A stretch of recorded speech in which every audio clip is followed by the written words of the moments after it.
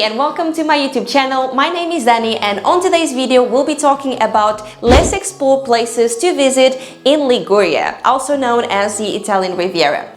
On our previous video, I showed you guys the three most popular places in Liguria, which are Cinque Terre, Portofino and Genoa, and on today's I'll be bringing you the less explored. Because they are less explored, it doesn't mean that they will be crowd-free, but you can expect to have a lot less people than in the ones that are quite popular. Not only that, some of these places might be quite well known within Italy and the Italians, but not necessarily they will be explored and also known by visitors from overseas. Most of these locations will either be a beautiful and small coastal town that used to be a fishing village, and many of them have a beautiful harbor and a beautiful beach with crystal waters, or they can also be a medieval village found in the countryside. That being said, there is a lot more to it in Liguria, so let's dive into those 28 destinations right now. To make this easier for you guys, I have separated this video into different parts. So the first one will be the Western Liguria and all of the destinations there are within this area, and the second part will be the Eastern Liguria. I'll leave a blog post as usual with all of these destinations, and also I will leave a list in there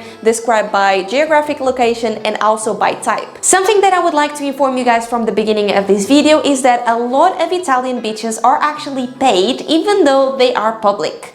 Now that being said, there are some places that you can visit and you don't have to pay anything, but just bear that in mind that not necessarily because you're visiting a place with a public beach, you will be able to enter on it for free. So let's start with the western part of Liguria. This part of Liguria is a lot less popular than the eastern, and none of the popular sites that I spoke about on our previous video are included in the western Liguria area. And so you can obviously expect this area to be less crowded. That being said, and I told you guys on the beginning of this video, don't forget that Italians know their country quite well, and so these areas might not necessarily be crowd-free. So starting from west to east, the first place that you will encounter on this list is the Hanbury Botanical Gardens. Now this is mostly in case you are interested in visiting gardens and if you like nature and flora. If that is your case, then I would recommend you to visit this place. It's basically a botanical garden that is operated by the University of Genoa and is really well known for its views and for the amount of diversity that they have in there. The second destination is Dolceacqua. Now Dolceacqua is actually a medieval village with a humpback bridge that really reminds me of Mostar. If you are into medieval villages, this one is away from the coast and so is within the countryside area, but it's really pretty. Now the special thing about this village is not just the humpback bridge, but it's also the castle in the background and the views that you've got because of the hills that surround the village. If you're visiting Dolceacqua, the area that will be of more interest to you will be the one closest to the hill. Now the third place to visit in the Western Liguria is Apricale. Apricale, it's a small village located in the mountains, and so you get this very beautiful view with the mountains in the back. And there is a church that is quite prominent, so you can actually see the church and the village when you look at it from the outside. Now, although it's a small village, you still have quite a bit to visit. You'll have two churches, a castle, a square, and not only that, every single corner is beautiful and you'll be able to find places to sleep, to eat, and to shop, as well as some art galleries. Now, the fourth location in Western Liguria is actually one of my favorite, not because of how it looks, but because of the story behind it. And its name is Bussana Vecchia. The original name of this village was Bussana, and now it's called Bussana Vecchia, and you will understand exactly why once I tell you this quick story. In 1887, this village was greatly destroyed by a big earthquake, and most of the people in the village were actually at the church on that day. When that happened, about 2,000 people died in the church when it collapsed, and after that the village was mostly deserted. After this tragedy, people actually decided to rebuild Bussana a little bit lower, closer to the coast, instead of being so high on the hill, and after rebuilding the village, now they call the previous one Old Bussana. The most interesting part of the story starts actually now. After being deserted for most of the 20th century, some local artists decided to start investigating the area and decided to use some of these abandoned houses as their art studio or even as a place to live. Obviously that was illegal, so when the government of Italy realized what was going on, they decided to take some measures, including removing the staircases out of the houses to prevent people from living there. That being said, those artists were pretty serious about being there and giving a new life to this village, and so you will still be able to find find them there with their galleries and with their houses. And as you can imagine, there is still a big fight going on between the government, the old owners of these houses, and also the local artists who are trying to live in there and have their business in there about who is the owner of these properties.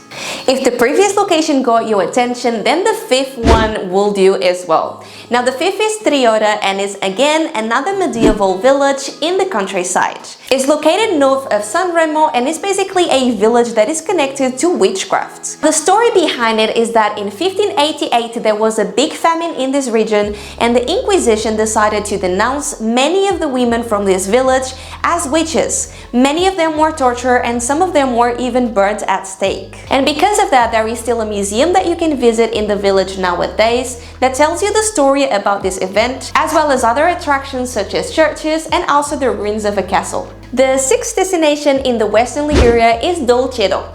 Now Dolcedo is actually a medieval small town, but it's also colorful. Most of the medieval small towns that we're talking about in the western Liguria are not as colorful as Dolcedo. Dolcedo is famous for its olive oil production, one of the best in Liguria, and over the years it became a very well-known holiday resort. If you wonder why you should visit this place, even if you don't care about the olive oil production, this is not only a beautiful and picturesque village, but you can also find many local events during summer, even concerts, and not only that, every second Sunday of each month you'll be able to find a flea market where you can find pretty much everything, including lots of antiques. Dolcedo is actually part of the province of Imperia that will be our next destination. Imperia is another beautiful coastal town with colorful houses with a nice harbor as well. Imperia was actually created in 1923 when they decided to gather a group of small villages and two small towns, Porto Maurizio and Onello. One of the highlights of visiting Imperia is actually getting to know the Villa Grotte.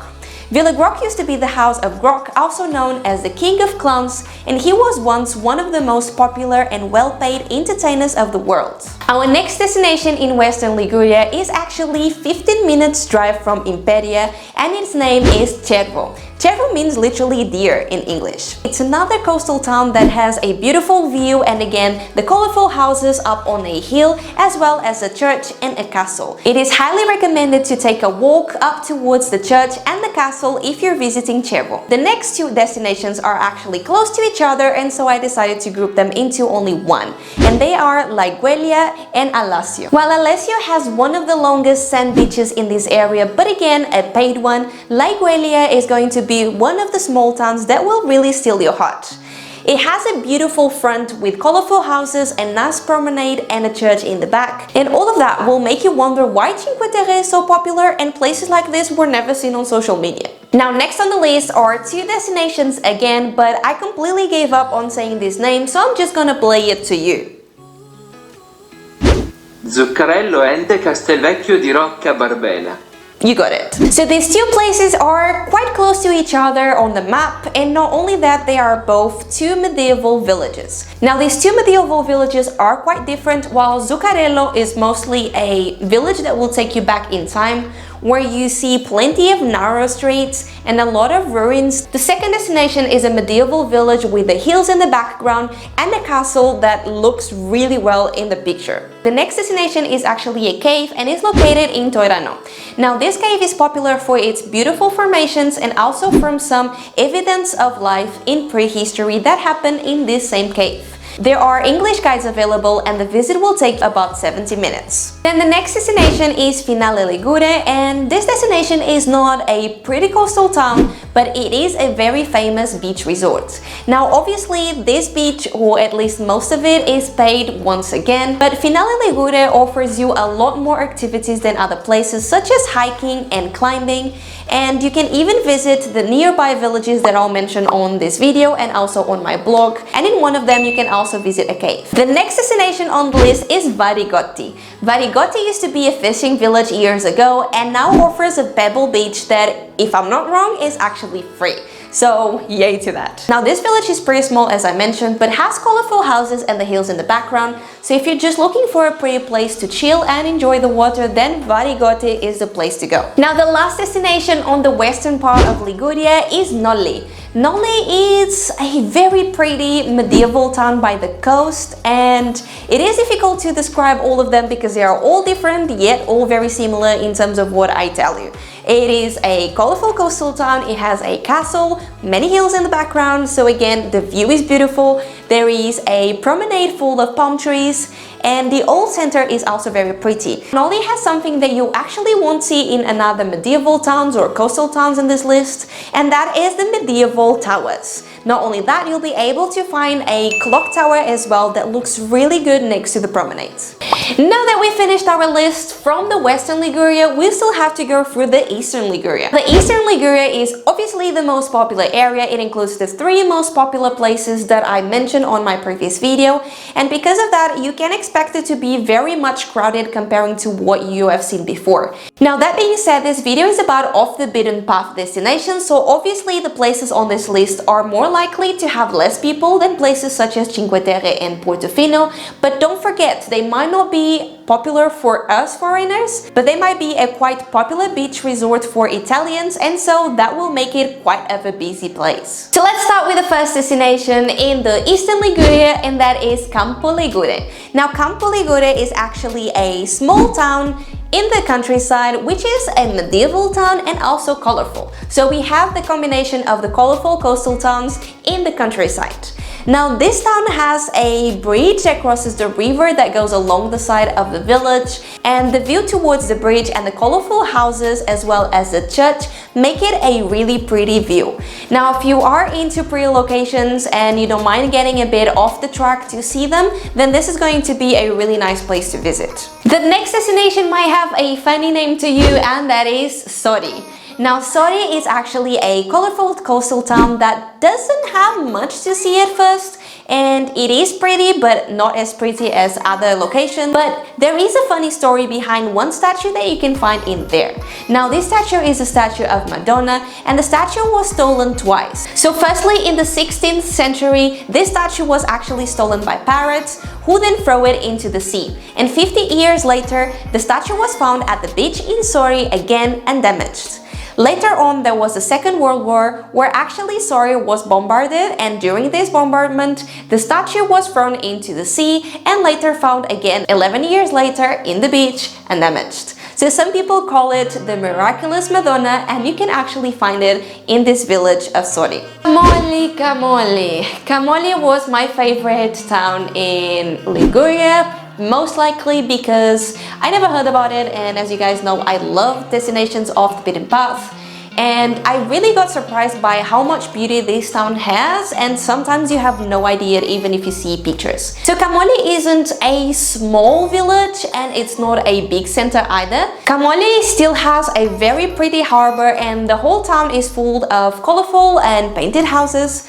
The houses were built actually along the hill, so you've got this view towards the hill and the colorful houses. And I would say that you can separate the town into different areas. So you've got the area of the harbor where you have the harbor as well as a church at the top. And most of the times you'll actually find these men in there with their boats, as well as a lot of souvenir shops and local art shops. Now the second part of the town has the promenade, the beach, and it's where actually you have the best view to the houses on the hill. And along the promenade you can find a lot of restaurants where you can dine at sunset. And to be honest, I think the best time to see this town is actually during sunset. Now Camogli is also popular for 2 events that happen every year. One of them is the fish festival, where a lot of sardines are actually fried on a massive pan, and the second event happens every August, where some candles are thrown into the sea. Now the next destination is Santa Margherita Ligure. Santa Margherita Ligure, it's a place that you probably will visit anyways if you're into Portofino. Now when you visit Portofino, you have to pass this area, so most likely you will have some time to visit. The prettiest area of the town, in my opinion, is close to the harbor, but you got quite nice views as well on the way to Camogli up from the hill. Not only that, you've got plenty to visit in here, such as a castle, few churches, few nice villages, very good coffee shops, as well as ice cream shops. The next destination I also mentioned on my previous video and is San Fruttuoso. Now San Fruttuoso is actually part of Camogli, but it's going to be mentioned most of the time close to Portofino because its access is quite easier from Portofino than from Camogli. While from Camogli you have to hike about 2 to 3 hours to get to San Fruttuoso, if you come from Portofino the hike can take you about 1 hour and a half to 2 hours maximum, and that is if you're going quite slow. You can also access San Fruttuoso by private boat or even ferry from Portofino, and most people will end up one way hiking and another way on the boat. Just please make sure if you're going on the ferry you don't miss the last ferry, otherwise you have no other way of coming back except hiking. And hiking overnight wouldn't really be recommended because it will feel a bit spooky and you'll be hiking along the coast. So it's better for you to have proper light and go back before the sun sets. In my opinion, San Fruttuoso it's the best hidden gem located in Liguria, and the reason why I said that is because one, it is like a paradise. It's located in a really remote area and that gives it a special atmosphere first of all, and then the abbey and the tower watch that look just impressive, they can also be visited. The only problem with them is that they have very specific visiting days and times. So if you are eager to visit them, I would recommend you to inform yourself in the tourist office in Santa Margherita Ligure so they can give you further information about the days and the times that you can actually enter them. Not only that, there is a statue of Jesus Christ with the arms wide open that was placed under the water so people can go and discover it by snorkeling or diving. Now this is one of the most popular attractions when visiting San Fruttuoso, and if you're there I really recommend you to not miss it. The next destination is Rapallo. This is not the most beautiful town I would say in Liguria, but it's very popular especially for its prices in terms of accommodation and the great accessibility from here to other places in Liguria. Now the train and boat services from Rapallo are really good, and even if you want to explore the town, there's a lot that you can see. There's a promenade, there's a harbor, there's plenty of lidos and colorful houses again, so colorful streets, as well as churches, museums and a castle. The next destination is one of my top destinations to visit on this list, and it is Sestri Levante. Now this was another town that took me by surprise when I visited. Firstly, because it is way more than what you see in the pictures. When you arrive by train, for example, you have a bit of a walk until you get to the main place of the town, but the main place has a beautiful and colorful street full of palm trees on each side. There are plenty of colorful houses, and you will have a very nice square where you can eat outside as well. Now just bear in mind that there are two different bays in the town, one in the west and one kind of hidden in the east, and this is a pretty one. The bay in the west is nothing like the one in the east, and is the east that you want to visit if you are looking for that pretty view. Now the beautiful thing about Sestri Levante is that once it is not really well known by foreigners, for example, so you'll mostly just find Italian families in there, which is really good because it will be likely less crowded unless you go there during peak time, and then you'll find plenty of kids and their families just enjoying the water because it is a free beach. If you are there for the view as well, then make sure you hike all the way up to the viewpoint close to the hotel vis-a-vis, where you can get one of the best views ever. Our next destination is actually away from the coast again, and it is Varese Ligure. This is a countryside medieval village once again, and this one is popular for its round layout. Now not only that, this village is also popular for its organic farming, so if you are around at lunchtime, make sure you stay for lunch in one of its restaurants. The next destination is one place that I regret so much not knowing about it when I was visiting Cinque Terre back in 2018, and that is Portovenere and Palmaria Island. Now, if Cinque Terre would be Sei Terre, then this would be the sixth town, and I still wonder until today why this is not part of Cinque Terre and why they didn't make it 6 towns instead of 5, especially because Portovenere is located actually at the end of all of the other 5 towns, and is so pretty that you will definitely enjoy visiting it. Now this town is again colorful houses in front of a pretty harbor. There is a prominent church in the back, So that together with the hills will just give you an awesome view. Not only that, from there you can actually visit Palmaria Island, that is not so much popular, and so you'll get some beaches there that will be way less crowded, as well as some hiking opportunities and a beautiful view from the other side towards Portovenere. That being said, please don't forget that if you want to visit this place, you can't visit it on train. You'll have to either drive or take a bus from La Spezia, which is a very good town to use as accommodation, by the way, or take a boat from there to Portovenere if you prefer. We are almost at the end of our list and we've got 2 destinations left. The next one is going to be Lerice. That is actually a pretty well-known town among Italians, but again, not among people from overseas. This town is colorful, again with a beautiful harbor. There is a very nice castle in the background that you are highly recommended to visit, and most likely you will fall in love with this town as well, not only because of its colors but also because of its lively streets. Lastly but not least, we have Telaro. Telaro is a very small village but super pretty. The colorful houses, the harbor, and the small and narrow streets make it a really perfect destination if you like to explore the beauty of Liguria into a single small village with almost no other visitor. Now this place is barely known even among Italians, I would say, and the reason for that is because it's surrounded by other popular places, and not only that, it's very small and there isn't a beach. So when people want to enjoy the waters, they will most likely sunbath by the harbor in the rocky parts of the harbor. Now the other reason is because it is a small village and there isn't any clothing shops or any fancy supermarkets to go and buy stuff. So if you don't mind going to a place that has less facilities than others, and if you are looking for a place that is pretty and do not have a lot of tourists, then Telaro is your place. Now with all of those 28 places, guys, we've finished this video. I really hope you guys enjoyed it, and again, I really hope these videos will open your eyes to places that are not so well exposed out there on social media. Please leave a thumbs up and a comment as usual. I really appreciate you. Thank you so much for watching these videos because they are a ton of work in terms of research and also recording, and also the ridiculous amount of time I actually had to spend on this video googling how to say these names in Italian. If you're new to the channel, please make sure you subscribe and hit the notification bell. So next week I'll be back with some vlogs, and the vlogs from next week onwards will be about our trip back in 2018 where we visited the French and Italian Riviera. So there will be a very good complement to these 2 videos that I've been releasing this week and the past week as well. Now I hope you guys are excited about it. As usual, please have a wonderful week. Take care and I'll see you then. Bye! Dolceacqua, Apricale, Papricale, Laigueglia. Laigueglia. Laigueglia, Laigueglia. Zuccarello and Castelvecchio di Rocca Barbena. Zuccarello and Castelvecchio di Rocca Barbena. Nailed it?